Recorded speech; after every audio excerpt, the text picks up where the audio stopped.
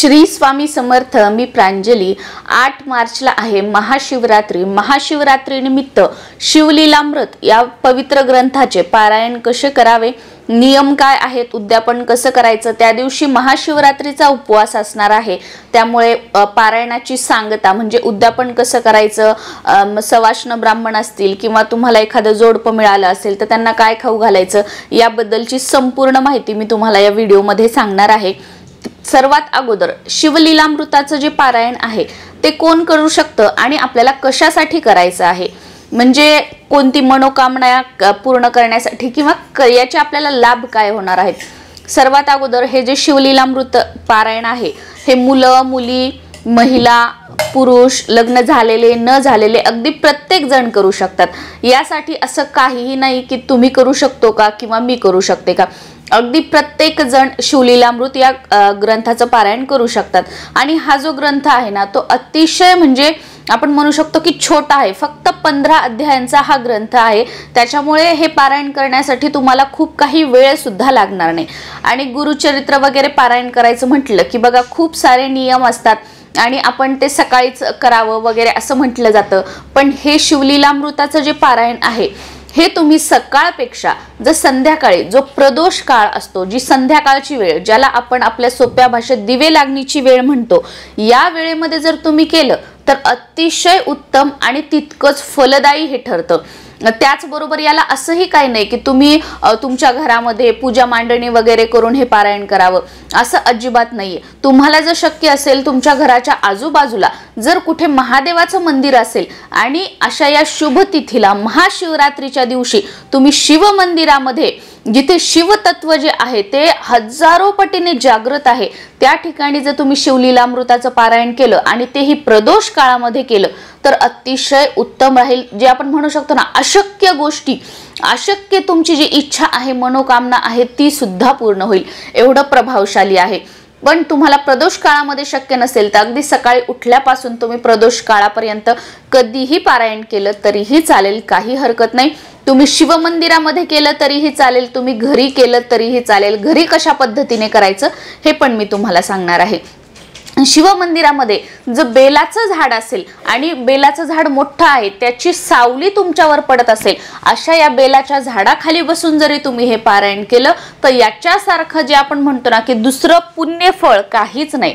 त्यामुळे तुम्ही मंदिरामध्ये घरी जर तुम्हाला शक्य नसेल तर तिथे सुद्धा तुम्ही हे पारायण करू शकता। या शिवलीलामृत ग्रंथामध्ये 14 अध्याय जे आहेत ते अगोदरपासूनचे आहेत, म्हणजे जसं आपण म्हणतो ना की ग्रंथ जसा हा निर्मित झाला तसंच 14 अध्याय होते, पण हा जो 15वा अध्याय आहे तो नंतर ऍड केलेला आहे। तसं तर आपण संपूर्ण या 15 अध्यायाचं पठण करायचं आहे, पण बरेच जण काय करतात की फक्त 14 अध्यायापर्यंतच पठण करतात आणि पारायण आपलं त्याची सांगता करतात, संपन्न करतात। पण असं नाही, जे पूर्ण 15 अध्याय आहेत ना ते 15 अध्याय वाचूनच या पारायणाची सांगता आपल्याला करायची आहे। आता हे जे पारायण आहे हे सर्वात म्हणजे तुम्ही जे आपण म्हणू शकतो की म्हणजे या गोष्टीसाठी जास्त काम करतं ते म्हणजे तुमच्या घरामध्ये जर कोणी आजारी असेल त्या आजारी व्यक्तीसाठी जर संकल्पयुक्त तुम्ही हे 11 पारायण 5 पारायण केले तर अतिशय उत्तम, म्हणजे त्या व्यक्तीच्या ना जे आपण म्हणतो जी व्याधी आहे त्याच्यातून बरं होण्यासाठी हे अतिशय प्रभावशाली आहे। तुम्ही खूप दवाखाने करून थकलाय, खूप दवाखाने तुम्ही बदलले, पण ती व्यक्ती जी आहे ती औषध उपचाराला प्रतिसाद देत नसेल तर तुम्ही त्या व्यक्तीसाठी किंवा तुम्ही स्वतःला तुम्हाला काही प्रॉब्लेम असेल तर त्यासाठी तुम्ही हे पारायण करू शकता संकल्पयुक्त। संकल्प कसा करावा हा व्हिडिओ आपल्या चॅनलवर आहे, तो तुम्ही बघू शकता आणि त्या पद्धतीने संकल्प करू शकता। नक्कीच तुम्हाला ना रिलीफ मिळेल, तो जो आजार आहे जो काही त्रास आहे त्याच्यामध्ये सुधारणा होत आहे, तो बरा होत आहे याचा अनुभव तुम्ही स्वतः घ्याल। त्याचबरोबर तुमच्या घरातील जर एखादी व्यक्ती बेडवर पडून आहे, ती हॉस्पिटलमध्ये आहे, ICU मध्ये आहे, खूप दिवसांपासून ऍडमिट आहे, तर अशा व्यक्तीसाठी सुद्धा तुम्ही शिवलीलामृताचं पारायण जे आहे ते करू शकता। आणि आता आपण म्हणतो ना हे की महाशिवरात्री, तर महाशिवरात्री या काळामध्ये जे शिवतत्व आहे ते हजारो पटीने या पृथ्वीवर जागृत असतं, त्याच्यामुळे या काळामध्ये जर तुम्ही शिवलीलामृताचं पारायण केलं तर खूप उत्तम राहील। फक्त या दिवशी म्हणजे शिवरात्रीच्या दिवशीच नाही, शिवरात्रीच्या 7 दिवस अगोदर आणि शिवरात्रीच्या 7 दिवस नंतर, आणि हा शिवरात्रीचा दिवस हा जो 15 दिवसांचा कालावधी आहे याला नंदी पक्ष म्हणून ओळखलं जातं.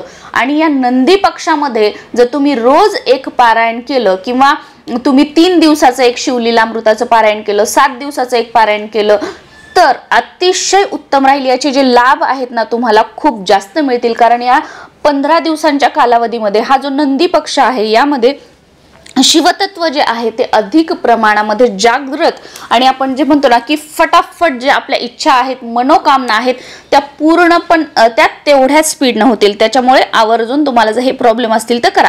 या व्यतिरिक्त तुमची जी कोणती इच्छा असेल, मनोकामना असेल, इडा पिडा दुःख कष्ट याच्याने तुम्ही ग्रासलेले असाल तर तुमच्या कोणत्याही मनोकामनेसाठी इच्छा बोलून संकल्प करून तुम्ही हे जे शिवलीलामृताचं पारायण आहे ते तुम्ही करू शकता. हे झालं क्लिअर. आता शिवलीलामृताचं पारायण अतिशय साध्या सोप्या पद्धतीने आहे. यासाठी कोणतीही पूजा मांडणी वगैरे काहीही करण्याची गरज नाही. अगदी देवासमोर दिवा लावायचा आहे, अगरबत्ती लावायची आहे, बसायला आसन घ्यायचं आहे, ग्रंथ समोर पाठावर चौरंगावर कशावर तरी ठेवायचा आहे आणि आपल्याला या पारायणाची सुरुवात करायची आहे, या सेवेची सुरुवात करायची आहे. त्याचबरोबर जर तुम्ही फक्त एक दिवसीय म्हणजे ज्या दिवशी शिवरात्र आहे त्या दिवशी करणार असाल, तुम्ही एखाद्या चौरंगावर किंवा पाटावर आपल्या शिवलिंगाची पूजा मांडणी केली असेल तर त्याच्या समोर बसून तुम्ही हे पारायण केलं तरीही चालेल. तुमच्या देवघरासमोर जागा नाहीये, देवघर भिंतीला वगैरे आहे तर तुम्ही अगदी घरामध्ये अंथरूण पांघरून सोडून कोणत्याही रूम मध्ये कुठेही खाली आसन टाकून तुम्ही हे पारायण केलं तरीही चालेल, काही हरकत नाही. देवासमोर दिवा लावायचा, अगरबत्ती लावायची आणि घरामध्ये जिथे कुठे जागा आहे तिथे बसून सुद्धा तुम्ही हे पारायण करू शकता. ज्या ताई व दादांना जमिनीवर बसता येत नाही त्यांनी खुर्चीवर टेबलवर बसून हे पारायण केलं तरीही चालेल. या सेवेसाठी तुमच्याकडे शिवलीलामृत हा ग्रंथ असायला हवा. हा ग्रंथ जिथे पूजा भांडारचं दुकान आहे तिथे तुम्हाला मिळून जाईल किंवा जिथे ग्रंथ भांडार आहे, जिथे ग्रंथ वगैरे मिळतात तर तिथे सुद्धा तुम्हाला मिळून जाईल. खूप काही महाग नाही, काही नाही. तर हा ग्रंथ आपल्याला असावा लागणार आहे आणि या पद्धतीने पारायण करायचं आहे.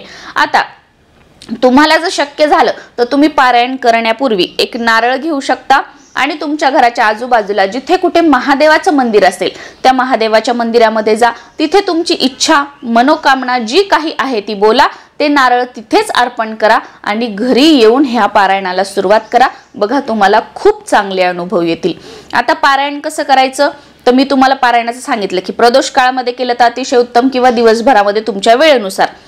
जेव्हा तुम्ही हे पारायण करणार आहात तेव्हा एका बैठकीत हे पारायण करायचं आहे. एका बैठकीमध्ये म्हणजे काय तर एका वेळी जर तुम्ही पारायणाला बसले तर संपूर्ण हे जे 15 अध्याय आहेत ते तुम्हाला वाचायचे आहेत आणि त्याच्यानंतरच तुम्हाला कोणाशी बोलायचं आहे किंवा तुम्हाला तुमचं आसन सोडायचं आहे. मध्ये बाथरूमला उठू का, याला उठू का, तर तुम्ही पारायणाच्या अगोदरच हे जे काय असेल टॉयलेट बाथरूम या गोष्टी तुम्ही करून घ्या आणि त्याच्यानंतर पारायणाला तुम्ही बसा. पण जर तुम्हाला हे शक्य नसेल तर त्यामध्ये जर तुम्ही एक ब्रेक घेतला तर काही हरकत नाही, पण शक्यतो एका बैठकीत एक आसनामध्ये हे जे पारायण आहे ते तुम्ही करा. खूप काही वेळ लागत नाही आणि अतिशय शेवटी कसं आपल्याला आपल्या वाचनाच्या स्पीडवर आहे, तुमची वाचनाची स्पीड कशी आहे यावर किती वेळ लागणार हे अवलंबून आहे. तर शिवलीलामृताचं तुमचं पारायण झालं, त्यानंतर नैवेद्य दाखवायचा. नैवेद्य तुम्ही काही फळाचा, काही दूध साखर, खडी साखर कशाचाही नैवेद्य दाखवू शकता. पांढऱ्याच ह्याचा नैवेद्य दाखवला जसं की खडी साखर, साखर, दूध साखर तर अतिशय उत्तम आहे. पण बाकी तुमच्याकडे जे काही आहे त्याचा दाखवू शकता. पण उपवासाच्याच पदार्थाचा नैवेद्य दाखवायचा आहे. स्पेशली आपण शिरा वगैरे खीर बनवतो तर असं नाही, जे उपवासाचं आहे त्याचाच नैवेद्य दाखवायचा आहे. आणि त्यानंतर महादेवाची आरती करायची आहे. डायरेक्ट महादेवाची आरती करायची नाही, सुरुवातीला गणपतीची आरती करायची आणि त्यानंतर आपल्या भोलेनाथांची आरती आपल्याला करायची आहे आणि त्यानंतर जे आपलं आसन आहे ते आपल्याला सोडायचं आहे. या पद्धतीने पारायण करायचं आहे. आता पारायण तुमचं पूर्ण झालं, तुमचे 15 अध्याय वाचून झाले, तुमचं नैवेद्य झालं, तुमची आरती झाली, मग त्यानंतर आपल्याला समजा तुम्हाला एखादं जोडपं मिळालं सवाष्ण ब्राह्मण म्हणून किंवा जे आपण म्हणतो की उद्यापनासाठी आपण एखादं जोडपं बोलवतो तर ते कोणतंही चालेल. तर ते जोडपं असेल तर त्यांना या दिवशी आपल्याला जेवण वगैरे नाही, तुम्ही फराळाचे जे पदार्थ आहेत जे काही तुम्ही बनवलेलं आहे फराळासाठी तर तेच त्यांना खायला द्यायचं आहे. किंवा दूध, चहा, ज्यूस या पद्धतीने तुम्ही त्यांना देऊ शकता. हळद कुंकू वगैरे लावायचं आहे आणि तुम्हाला जर त्यांची ओटी वगैरे काय भरायची असेल, दक्षिणा काय द्यायची असेल ती द्यायची आहे। या पद्धतीने शिवलीलामृताचं उद्यापन जे आहे ते तुम्हाला करायचं आहे। खूप काही तामझाम अवघड असंच आणि तसंच काही नाही। आता तुम्हाला जर जोडपं मिळालं नाही उद्यापनाला तर काही हरकत नाही, तुम्ही याच्यानंतर कधीही म्हणजे तुम्ही शिवरात्रीच्या दिवशी नंतर दुसऱ्या दिवशी असेल, तिसऱ्या दिवशी असेल, तुमच्या घराच्या आजूबाजूला जिथे कुठे एखादं मंदिर आहे तिथे तुम्ही शिदा देऊ शकता किंवा एखाद्या गरजू व्यक्तीला सुद्धा तुम्ही शिदा देऊ शकता। शिदा म्हणजे काय, तो कसा द्यायचा याचा व्हिडिओ आपल्या चॅनलवर आहे। त्याचबरोबर जर तुम्हाला उद्यापनाला जोडपं नाही मिळालं, सवाष्ण नाही मिळाली तर काय करायचं याचा सुद्धा व्हिडिओ आपल्या चॅनलवर आहे, तो तुम्ही बघू शकता आणि त्याच्या पद्धतीने करू शकता। त्या व्हिडिओचा तुम्हाला खूप जास्त प्रमाणामध्ये फायदा होईल। तर या पद्धतीने शिवलीलामृताचं 1 दिवसीय पारायण आपण या शिवरात्रीच्या दिवशी करू शकतो। तुम्हाला 3 दिवसाचं करायचं असेल तर शिवरात्रीच्या 3 दिवस अगोदर सुरू करायचं, असं की तिसरा दिवस जो आहे तो शिवरात्रीच्या दिवशी येईल, शिवरात्रीच्या दिवशी सांगता होईल आपल्या पारायणाची, या पद्धतीने करायचं। 7 दिवसाचं करायचं असेल तर शिवरात्रीच्या दिवशी 7वा दिवस येईल, पारायणाची सांगता येईल, या पद्धतीने पारायणाला सुरुवात करायची आहे। 3 दिवस करायचं असेल तर बघा आपण जे अध्याय आहेत त्या पद्धतीने डिवाइड करू शकतो। 7 दिवसाचं करायचं असेल तर रोज 2-2 अध्याय घेतले, शेवटच्या दिवशी राहिलेले अध्याय घेतले, तर या पद्धतीने केलं तरीही चालेल। नियम काय आहेत तर नियम, या दिवशी तर आपण फराळच करत असतो, त्याच्यामुळे नॉन व्हेज हे खाणं ते खाणं, तामसिक भोजन याचा तर विषयच नाही, कारण प्रत्येकाला उपवास असतो। पण या उपवासामध्ये महाशिवरात्रीच्या किंवा सोमवारच्या भगर खायची नसते, ज्याला बऱ्याच ठिकाणी वरई म्हटलं जातं। सोमवारच्या उपवासाला, महादेवांच्या उपवासाला कधीही भगर खाल्ली जात नाही, त्याच्यामुळे साबुदाणा आणि इतर जे उपवासाचे पदार्थ आहेत ते तुम्ही खाऊ शकता, पण भगरीचा समावेश करायचा नाही, हे आवर्जून लक्षात ठेवा। आणि त्याचबरोबर जी आरती वगैरे आहे तर ती आपल्याला करायची आहे, बाकी काही नाही, बस एवढंच आहे। ब्रह्मचर्याचं पालन जर शक्य झालं तर आवर्जून करा, शक्य काय म्हणजे या दिवशी 1 दिवस अवश्य करा। आणि या साध्या सोप्या पद्धतीने तुम्ही म्हणजे कोणीही असाल, काही असाल, की तुम्हाला मनामध्ये इच्छा वाटली की मला पारायण करायचं आहे तर तुम्ही आवर्जून करा। आणि ज्यांना शिवलीलामृताचं पारायण या दिवशी करणं शक्य नाही त्यांनी शिवलीलामृतामधील 11वा अध्याय जो रुद्राध्याय म्हणून ओळखला जातो याचं पठण केलं तरीही चालेल। या रुद्राध्यायाचं पठण केल्यानंतर संपूर्ण शिवलीलामृत ग्रंथाचं पारायण केल्याचं फळ आपल्याला मिळतं असं म्हटलं जातं, त्याच्यामुळे तुम्हाला शिवलीलामृताचं जर पारायण करणं शक्य झालं नाही तर तुम्ही 11वा अध्याय नक्कीच पठण करू शकता। श्री स्वामी समर्थ।